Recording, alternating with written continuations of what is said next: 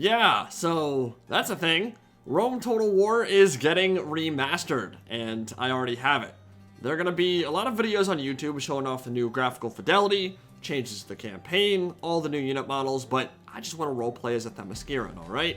Gal Gadot's got me all hot and bothered, so I figured, why not show off a totally balanced, extremely not broken OG Doomstack from the days of yore, a unit that holds a special place in my heart and my loins.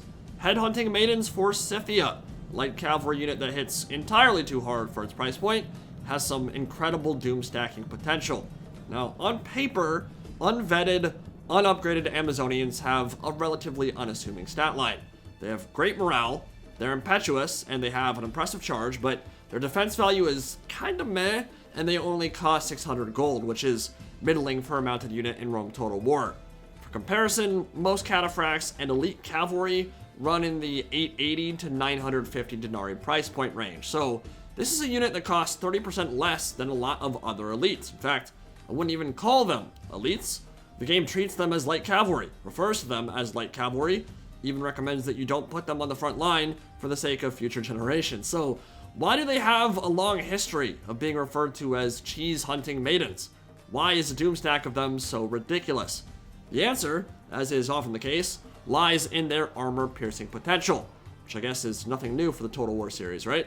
AP is OP, always has been, always will be. If they came across a tiger tank, they could open that bad boy up like a tin can with their armor-piercing axes. And it's a trait that not many other units in Rome Total War share. Cataphracts can switch to AP maces after melee's joined, and a handful of others share a similar profile, but by and large, ignoring armor will turn a mediocre troop choice into a godlike choice in Rome, because when you're faced with urban cohort spam, which is so often the norm, you need that extra dash of spice and something. As long as these girls don't get charged, they will wreck cataphracts, they will wreck armored infantry, they'll run over just about anything that gets in their way in mere seconds. The more heavily armored and elite the enemy unit is, the more cost efficiently they'll trade. So in this battle, we're going to see what happens when 2,000 headhunting maidens face off against more than 12,000 Roman legionaries and Praetorian cavalry, which, by the way, are not the unit archetypes they're best against. Killing hordes of pillar-throwing foot troops isn't exactly their specialty, it's just something they happen to be damn good at anyway.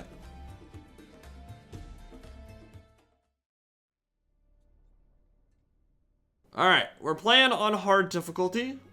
20 headhunting maidens, and I'm going to spend the next 10 minutes demonstrating what a peerless, tactical genius it takes to run a hyper-successful YouTube channel like Milk and Cookies Total War. My strategy's impeccable. My micromanagement, divine. Soon I shall weep, for there will be no more worlds to conquer. Alright, I think what we're going to do here is just completely overload the right flank. We know that the Romans want to take us all en masse. They've got 12,500 roughly Roman legionaries with some Praetorian cavalry and a few Praetorian guard thrown in for good measure. And the best way we can tackle an army like this one is just break it down chunk by chunk. So I think we're going to try to get a lot of these girls all the way through on the Roman left, get them into the backfield, and then just break these armies down one by one. You can see the balance bar at the top of the screen does not like us very much. That's okay. We're going to try to defy reality and give ourselves a smexual little win here.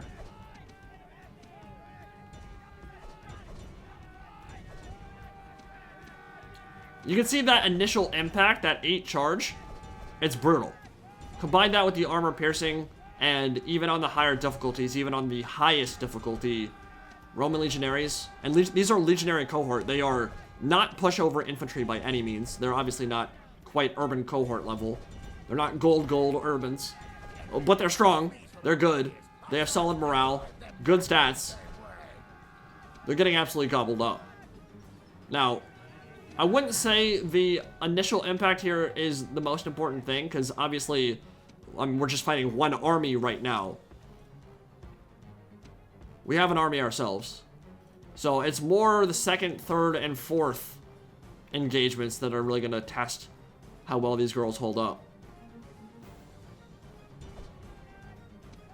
This is totally viable in campaign as Scythia. The one issue you might run into is that the building they come from is a religious building that increases your population growth. And a lot of the barbarian factions have issues with squalor in the late game. So it's not necessarily a great thing to increase your population growth like crazy. And to get these girls, you kind of have to. But considering what they can do on the battlefield, I'd say it's maybe probably worth it. We shreked that first army. That was not a problem. And there's some Praetorian Cav set right in the center of this formation. So we'll break the infantry down around it and then just get a full surround off on that Cav. As soon as we break through this, we get that hammer and anvil. I'm going to leave all the cinematic stuff, the replay stuff, at the end. So you guys can peruse that at your leisure if you don't want to hear me ramble while we play the battle itself. But I wanted to show both sides of it. The enemy warlord is dead, slain by your brave warriors. General's out of the picture now. Second general's out of the picture now. That should be a lot of mass routing on this side. We've taken some casualties so far, but nothing too disgusting. I would say right now the Amazonian swarm is looking a little bit disgusting itself. So we're going to split this into 3, I think. Yeah, just get those control groups back under control. And they're kind of presenting a united front right now. So the best way to break this down... Let me see. Is there any cavalry moving out to the flank right now? Yeah, so there's Praetorian cavalry out on that side. So, best thing to do, I definitely don't want them going all the way around, so just come out to that way. Pull back. Vigor takes forever. Absolutely forever. Stamina takes forever to replenish in this game. Which is weird considering the pace of battles. It's kind of interesting to me how many people have, like, rose into nostalgia when it comes to like, how long the battles used to be. You will quickly see in Rome Total War how fast combat resolution finishes up. It's pretty crazy. And it's not the only OG Total War game that was like that. Shogun Total War had very fast combat resolution. Shogun 2 also had very fast combat resolution. It's not a new thing with Warhammer or with Rome 2 or whatever. In fact, Rome 2 Emperor Edition at this point has some of the longest combat in the series. I mean, it's not DEI level, but it's long. Especially compared to a game like this one.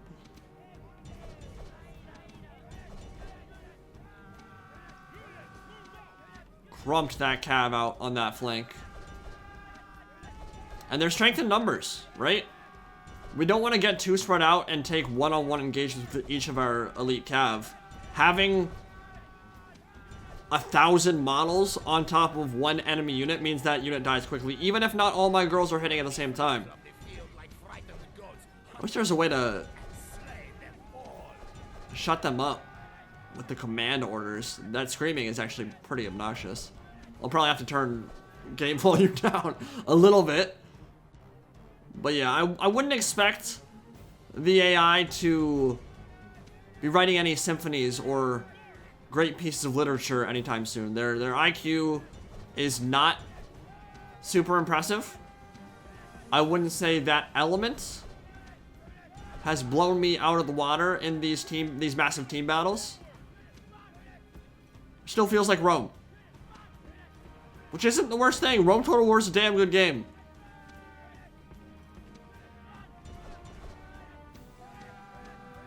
I think you guys are going to enjoy this. And I guarantee you it is catching everybody out of left field. And what has me super excited about this announcement more than anything, as much as I love Rome Total War, what it could mean for other games like Medieval 2, which I cannot lie is a setting that I totally adore. And I prefer over classical antiquity for sure. European Knights and Crusades and all that is my ish, baby. So that is the second army pretty much entirely shattered. And the... that's Brudii, right? Enemy fleet. It's a little bit embarrassing. It's the Ultra Smurfs. We'll just call them the Ultra Smurfs. They're taking the hillside. And they've got the high ground. Now, also important to remember in Rome Total War and Medieval 2 that terrain matters more than it does in some of the more modern Total War games. If you have the high ground, your archers shoot further. If you're charging downhill, you get bonuses. Looks like there are... Yeah, we've killed... Wow, we've killed so many bad guys. We killed 3 of their armies, actually. Maybe 2.5. Yeah, if you get a downhill charge, you build momentum. Your charges will deal more damage. You get a combat bonus if you're fighting downhill. You get a combat malice if you're fighting uphill. There are elements of that exist in the current Total War games. Let's take a look at these beautiful ladies and their armor-piercing axes coming in. The Scythian Horde, the Amazonian Horde, it has no brakes. The train is rolling full stop, and you better get out of the way. But yeah, it's more of a factor in some of the older Total War games.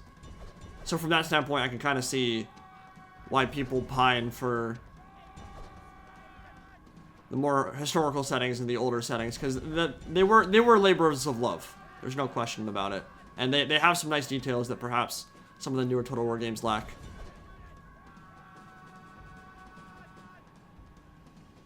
Big charges coming in. Legionary cavalry should not be able to handle that particularly well. And now that they've lost so many generals, I'm expecting mass routes. Yeah, even the leadership of the Legionary cohort and the Legionary cavalry and a couple of the Praetorians has not held up well now that 3 or 4... I don't know. I think I've killed 3 of... Yeah, that's the 4th general. I've killed 3 of their generals so far.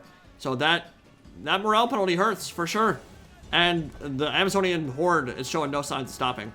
Like, I don't think... Yeah, they don't have any hope of beating me at this point.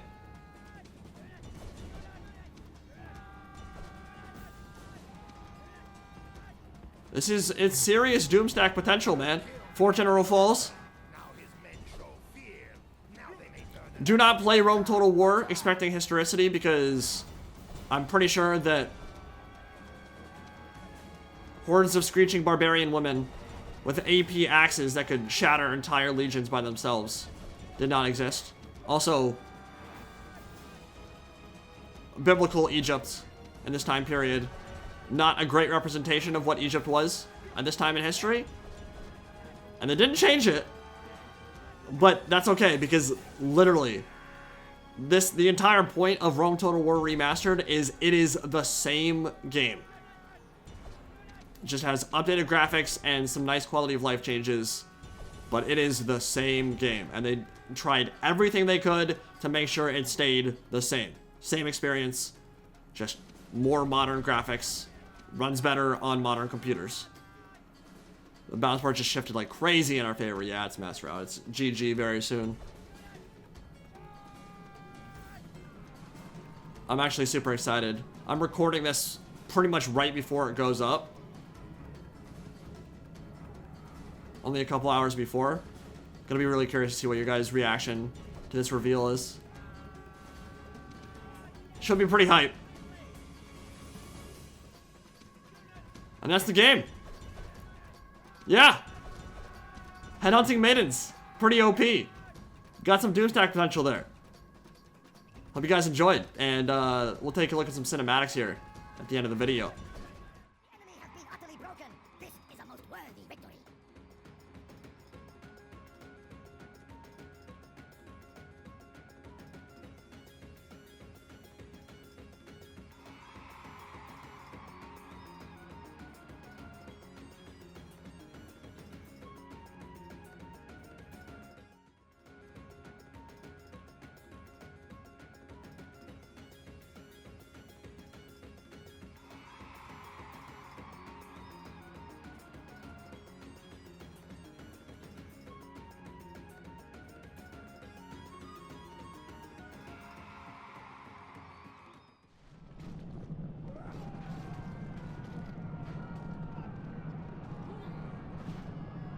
Units, move out!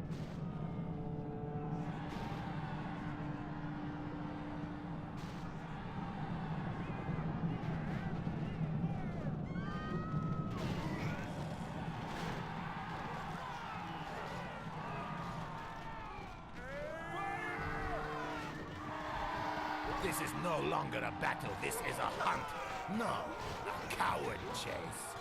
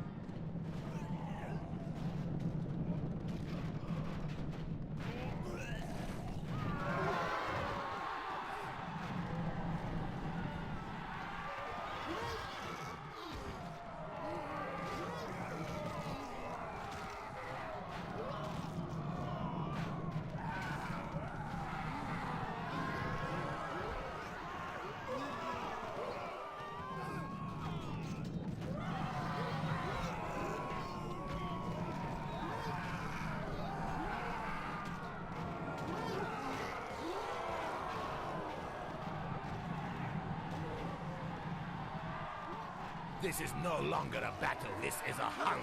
No, a coward chase.